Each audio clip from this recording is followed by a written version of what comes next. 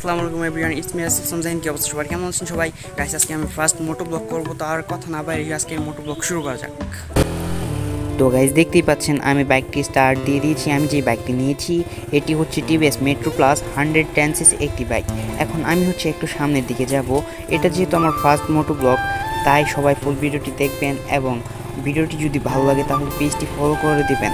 আর এটা যেহেতু আমার ফার্স্ট ব্লগ ভিডিও, তাই আমি দূরে কোথাও যাব না। তো আমি এখন বাইরের আশপাশ থেকে দূরে কোথাও চলে যাব, কারণ বাসায় আমার আব্বু ঘুমাচ্ছিল, আর সেই সুযোগে আমি বাইকের চাবিটি চুরি করে নিয়ে চলে আসছি। তো তাড়াহুড়া করতে যেয়ে আমার বাইকের স্টার্টটি অফ হয়ে যায়। তো যাই হোক, আমি বাইকটি আবার স্টার্ট দেব, স্টার্ট দিয়ে এখান থেকে চলে যাব। তো আমি একটু খালি রাস্তা পেয়ে একটু জুড়ে চালছিলাম, তাই রাস্তার পাশ থেকে কে যেন ডাকছিল। আমি তার ডাকে সাড়া না দিয়ে এখান থেকে চলে যাই। যাই হোক, টানতে হবে এখন। আপনারা তো জানেন টিভিএস মানে খাড় টান, তো আমি এখন সেই খাড় টানটাই দেবো।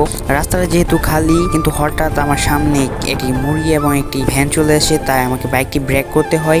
যাই হোক, কোনো ব্যাপার না, আবার হবে।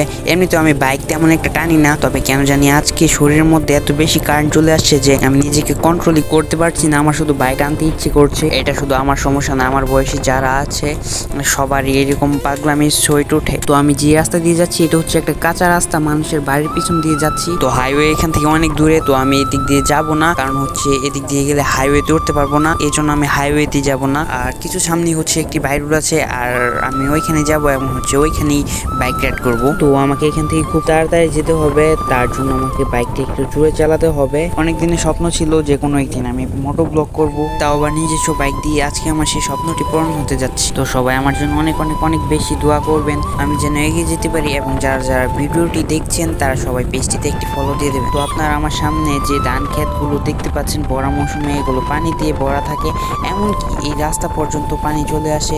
একটু বৃষ্টি হলে এই রাস্তা কাদা দিয়ে ভরে যায়। খুব বাজে একটি রাস্তা, তার উপর কাঁচা রাস্তা। ইটের সোলিং বা ঢালাই দেওয়া পাকা রাস্তা হলেও বুঝতাম। এখান দিয়ে যাওয়ার সময় এই রাস্তার গর্তগুলো আমার কাছে একদম ভালো লাগেনি। বৃষ্টির সময় এগুলোতে পানি জমে থাকে, এবং এদিক দিয়ে বাইক দিয়ে যদি যাওয়ার চেষ্টা করা হয় তাহলে স্লিপ খেয়ে অবশ্যই পড়ে যাবে যে কেউই। বাই দ্য ওয়ে গাইস, আপনাদের একটা কথা বলা হয়নি, এটি হচ্ছে ইটের সোলিং এর রাস্তা। তারপরেও দেখেন রাস্তার উপর কি রকম কাদা জমে আছে। এটা আসলে আমাদের বাংলাদেশ ছাড়া অন্য কোথাও এটা পসিবল না, এটা আমাদের বাংলাদেশে পসিবল। তো যাই হোক, কারণ যত তাড়াতাড়ি সম্ভব এই ভাঙাচোরা রাস্তা থেকে আমাদের বের হতে হবে। একটু সুযোগ পেলে আমরা আবার টিভিএস সেই খাড়া টানটি দেবো। তো গাইস, এই ধরনের ভাঙাচোরা রাস্তায় আমার বাইক চালাতে একদম ভালো লাগছে না। তো কি আর করার, বাড়ির আশেপাশে ভালো রাস্তা না থাকলে যাই হয় আর কি। তো গাইস, যাই হোক, আমাদের আজকের ভিডিও এই পর্যন্তই। তো গাইস, ভিডিওটি যদি আপনাদের কাছে ভালো লেগে থাকে তাহলে পেজটিতে একটি ফলো দিয়ে রাখুন, আর যদি ভিডিওটি আপনাদের কাছে নাও ভালো লেগে থাকে তাহলে পেজে একটি ফলো দিয়ে রাখুন।